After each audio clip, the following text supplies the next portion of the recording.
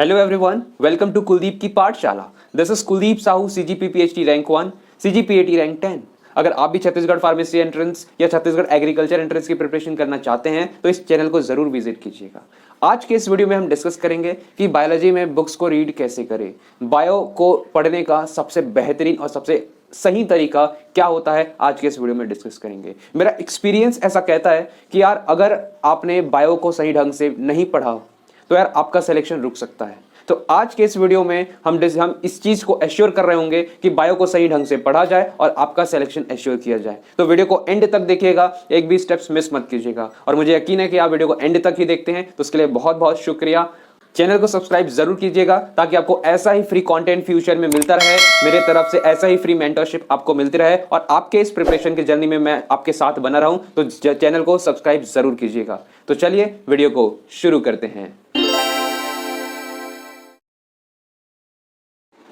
मैं मान के चलता हूं कि अभी तक आपने बायोलॉजी में कोई भी चैप्टर्स नहीं पढ़ रखा है, तो सबसे पहला काम जो आपको करना है कि यार आप बायोलॉजी में जिस भी चैप्टर से स्टार्ट करें, उस चैप्टर के पहले पन्ने के पहले लाइन से लेकर उस चैप्टर के आखिरी पन्ने के आखिरी लाइन तक बिना हाईलाइट करे, बिना इस बारे में सोचे कि क्या इंपॉर्टेंट है क्या इंपॉर्टेंट नहीं है, क्या एग्जाम में पूछेगा क्या नहीं पूछेगा, कुछ मत सोचो, बस एक बार रीडिंग कर लो उस चैप्टर को।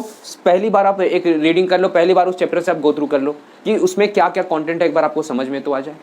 फिर जब आपने पहली बार उसको रीडिंग मार ली, देन आप उसको दूसरी बार या तीसरी बार जब भी आप पढ़ो, जरूरी नहीं कि आप तुरंत ही पढ़ो, जब भी आप दूसरी या तीसरी बार उसको रीडिंग मारो, उस समय पर आप उसको हाईलाइट करना शुरू करो। आपको ये चीज़ें एक्सपीरियंस से समझ में आएगा कि यार क्या इंपॉर्टेंट है क्या इंपॉर्टेंट नहीं है।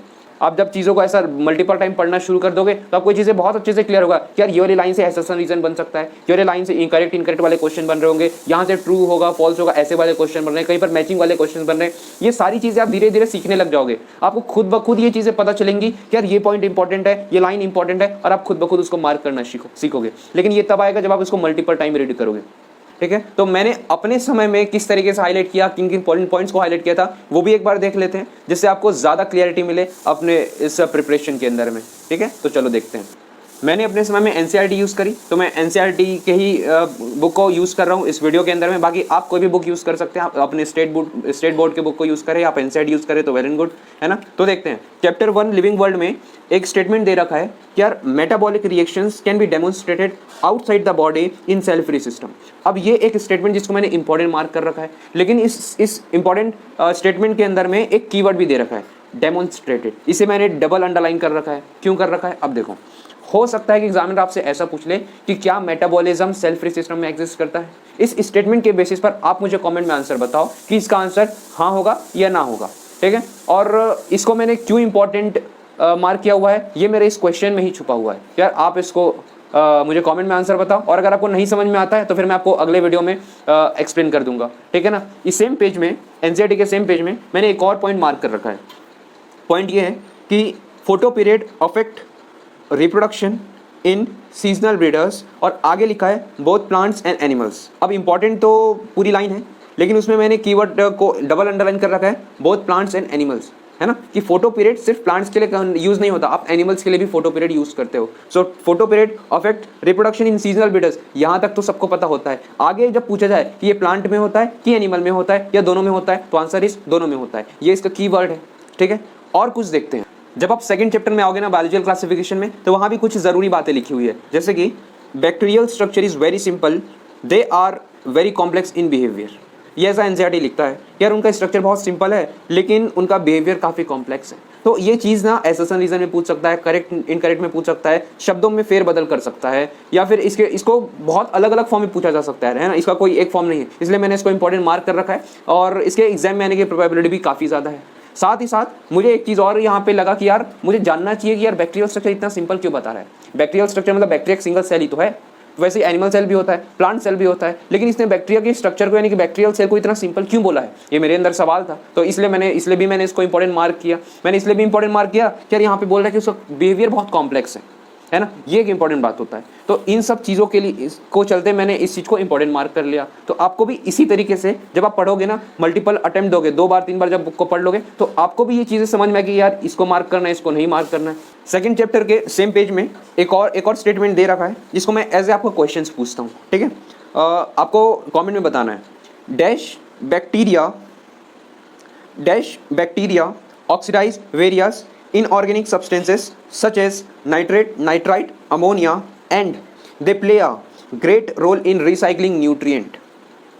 अब आपको ये बताना है कि उस डैश में क्या आएगा। मैं आपको ऑप्शन दे देता हूँ, photo autotrophs, chemo autotrophs, heterotrophs या कस्टमाइज्ड आंसर आप जो देना चाहें, है ना। इसका आंसर मुझे बताइएगा। और ये चीज़ मैं इसलिए कर पाया, इस चीज़ को मैंने इसलिए अंडरलाइन किया था क्योंकि मैं इसको एग्जाम लास्ट टाइम जब मॉक टेस्ट हो रहा था तब मैं इस क्वेश्चन को गलत कर रहा था, तो मैंने लास्ट में भी इसको अंडरलाइन कर रखा था। तो इस तरीके से आपको भी वर्क करना होता है। अगला चैप्टर अपन देखते हैं प्लांट किंगडम। यार प्लांट किंगडम में ना मैंने साइटोटैक्सोनॉमी और कीमोटैक्सोनॉमी को मैंने डबल लाइन अंडरलाइन किया हुआ है। क्यों किया हुआ है? क्योंकि साइटोटैक्सोनॉमी और कीमोटैक्सोनॉमी में मुझे लगा कि यार मैं गलत कर सकता हूँ, है ना। जैसे कि साइटोटैक्सोनॉमी में इन्होंने कहा है क्रोमोसोम का नंबर, क्रोमोसोम का स्ट्रक्चर, क्रोमोसोम का बिहेवियर, ठीक है, ये तो साइटोटैक्सोनॉमी में आ गया। लेकिन अगर कभी बाई चांस इन्हीं के बीच में एक ऑप्शन और लगा देता है कि क्रोमोसोम का कॉन्स्टिट्यूएंट या क्रोमोसोम का केमिकल नेचर, अगर ये चीजें पूछ दी ना तो यार वो कीमोटैक्सोनॉमी हो जाता है और फिर उस क्वेश्चन को गलत करने की प्रोबेबिलिटी बढ़ जाती है। तो इसलिए मैंने इस चीज को इंपॉर्टेंट मार्क किया हुआ है। अगला जो स्ट्रगल होता है ना यार किसी भी बायोलॉजी स्टूडेंट का, वो होता है कि यार डायग्राम को कैसे याद रखें। तो यार डायग्राम को याद करने का भी बहुत सिंपल सा ट्रिक होता है, बहुत ज़्यादा कोई हसल करने की जरूरत नहीं है ना। मेरे पास अभी बैक्टीरियोफाज का डायग्राम है, एनसीईआरटी में ही बैक्टीरियोफाज का डायग्राम है। तो करना, अगर मुझे इसको याद करना है या कोई भी डायग्राम को मुझे याद करना है तो मैं कैसे याद करता था उसको देखो।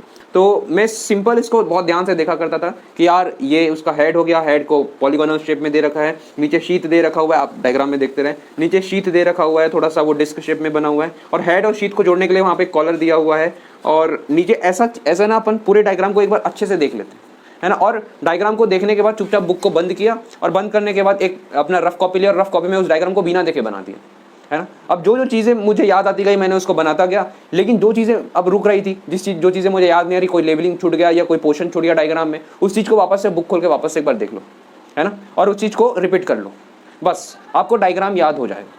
अब यही चीज़ आपको एग्जाम, अगर आपको हो सकता है कि आप भूलने लगे तो उसको एग्जाम से 1 दिन 2 दिन पहले आप कर लेना। तीसरी चीज़ यार जो बायोलॉजी में बहुत ज़्यादा परेशान करती है कि कंटेंट बहुत ज़्यादा याद बहुत ज़्यादा करने का है। तो यार इस चीज़ के लिए ना मैंने एक छोटा सा तरीका निकाल रखा था कि यार कुछ पोर्शंस में कुछ ऐसे पोर्शंस है बायोलॉजी के अंदर जिसको आप डायग्राम बेस्ड याद कर सकते हो, है ना। तो मैंने जैसे फॉर एग्जाम्पल, मैं आपको एग्जाम्पल के लिए बताता हूँ, वैसे तो बहुत सारी चीज़ों मैंने कर रखी थी बट 1-2 एग्जाम्पल ही मैं आपको यहाँ पे बता पाऊंगा। सेल वाले चैप्टर में जो माइटोकॉन्ड्रिया वाला पोर्शन है, वहाँ पे थ्योरी के अंदर जो माइटोकॉन्ड्रिया का पैराग्राफ है उसमें उसका सारा डिटेलिंग दे रखा है, लेकिन जो डायग्राम है ना उसमें कुछ भी नहीं दे रखा था। तो मैंने क्या किया, आपके स्क्रीन में आ जाएगा कि माइटोकॉन्ड्रिया में जो छोटे मोटे जो लेबलिंग दे रखे थे उनको एज इट इज रखा, और जो भी चीज़ें मेरे को कंटेंट में दे रखी थी उनको मैं डायग्राम में रिप्रेजेंट करना शुरू किया।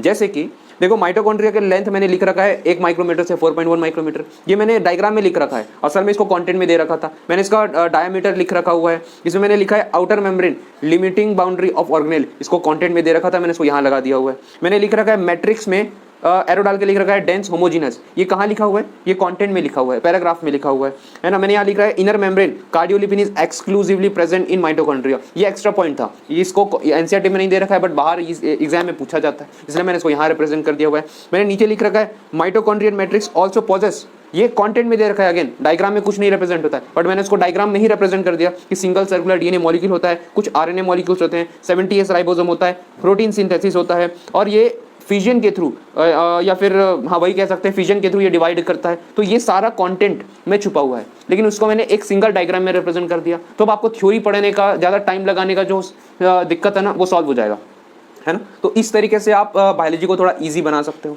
ऐसा ही मैंने क्लोरोप्लास्ट के साथ किया हुआ था, गोल्गी बॉडी के साथ किया हुआ था, और बाकी अदर चैप्टर्स में भी सेम चीज़ें की। डायग्राम में कंटेंट को जितना ज़्यादा भर सकते हो भर लो, वो एक अच्छा तरीका होता है अपने समय को भी बचाने का और आसानी से याद करने का, ठीक है। यार बायोलॉजी स्टूडेंट की ना एक सबसे बड़ी प्रॉब्लम है कि ना वो समरी को रीड नहीं करता है। तो यार अगर आप एनसीईआरटी पढ़ते हो तो 101% आपको समरी रीड करनी चाहिए, और अगर आप अदर बुक पढ़ते हो या स्टेट बोर्ड की बुक पढ़ रहे हो तब तक कोई प्रॉब्लम नहीं होगा, है ना। तो समरी पढ़ना इंपॉर्टेंट क्यों है, थोड़ा सा आप इसको भी देख लो, है ना। जैसे मान लो कि एनसीईआरटी में ही आप एनिमल किंगडम की समरी निकाल लो, और समरी में जो पोरीफेरा वाला पोर्शन है उसमें अगर आप देखोगे तो वहाँ पे लिखा है फ्लैजिलेटेड कोइनोसाइट्स। अब मैं आपको बता दूं ये फ्लैजिलेटेड कोइनोसाइट्स शब्द जो है ना ये आपको मेन कंटेंट में नहीं मिलेगा, लेकिन समरी में लिख रखा हुआ है। तो आपको समरी में वो सारी चीज़ें ढूंढनी है जो मेन कंटेंट में, मेन आपका इंटेक्स्ट में नहीं दे रखा है ना। वैसे ही जैसे आप सेल वाले चैप्टर में जाओगे तो सेल वाले यूनिट में जो सेल साइकिल है, सेल साइकिल की समरी में अगर आप देखोगे तो लिखा हुआ है एस फेज, जो सेल साइकिल होता है उसमें लिखा है एस फेज, ये समरी के अंदर बता रहा हूँ, S phase marks the phase of DNA replication and chromosomal duplication. अब आप खुद सोचो कि यार डीएनए रेप्लिकेशन तक तो ठीक था, अब समरी में इन्होंने क्रोमोसोमल डुप्लीकेशन लिख रखा है। तो इस बात को कॉन्फ्लिक्ट नहीं बनाना है, बस ध्यान ये रखो कि यार ये चीज़ें ना जो इन टेक्स्ट है, मेन कंटेंट है, उससे अलग है, तो इसको हाईलाइट कर लो, है ना।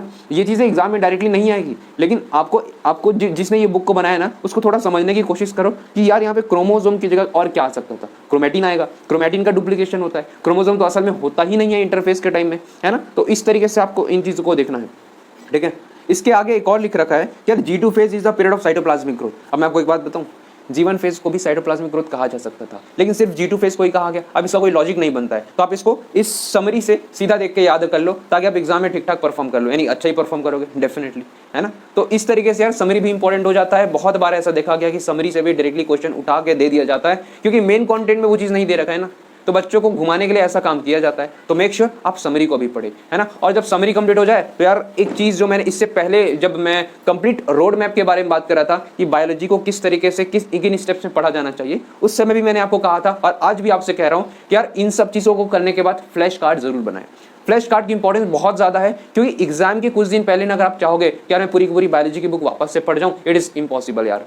तो बेस्ट क्या होता है, आप अभी से फ्लैश कार्ड बनाना शुरू करो। जब आप फ्लैश कार्ड बनाओगे ना तो होता, और flash card importantly flash card को आप अपने घर में आप जहां भी रह रहे हो उसको चिपका दो, पेस्ट कर दो, है ना। क्योंकि यार आप एस्पिरेंट हो, ऐसा तो है नहीं कि आप आए दिन बाहर घूमने जा रहे हो, आपको घूमना पड़ता है, बाहर रहना पड़ता हो, ऐसा कुछ तो है नहीं। तो आप जिस जगह पर पढ़ाई करते हो वहां पर उसको चिपका दो और उसको हर घंटे हर दिन रिवाइज करो। अब ये प्रैक्टिकल बात बोल रहा हूँ, ये यार आप आते जाते सोते उठते आप फ्लैश कार्ड को कभी भी आपको उसको यूज कर सकते हो, उसको आप रिवाइज कर सकते हो, बुक्स को नहीं किया जा सकता। तो ये फ्लैश कार्ड की बहुत अच्छी बात है कि आप उसको एनी टाइम हर घंटे आप फ्लैश कार्ड को रिवाइज कर सकते हो। अगेन बोल रहा हूँ, ये मजाक में नहीं बोल रहा हूँ, ये प्रैक्टिकल बात है, आप फ्लैश कार्ड को हर घंटे रिवाइज कर सकते हो, ठीक है ना। तो यार इन सारी बातों का ध्यान रखो बायोलॉजी के बुक्स को रीड करने से पहले, ताकि आपका सिलेक्शन एश्योर हो सके, है ना। और यही आपका मकसद है, यही मेरा मकसद है कि आपका सिलेक्शन जरूर हो, ठीक है। तो आज के इस वीडियो में इतना ही, मिलते हैं किसी अगले वीडियो में कोई और बेहतरीन कंटेंट के साथ, है ना। तब तक के लिए यार आप पढ़ते रहो, मेहनत करते रहो और चैनल को सब्सक्राइब करना मत भूलना यार, ताकि फ्यूचर में ऐसा ही बहुत अच्छे और फ्रूटफुल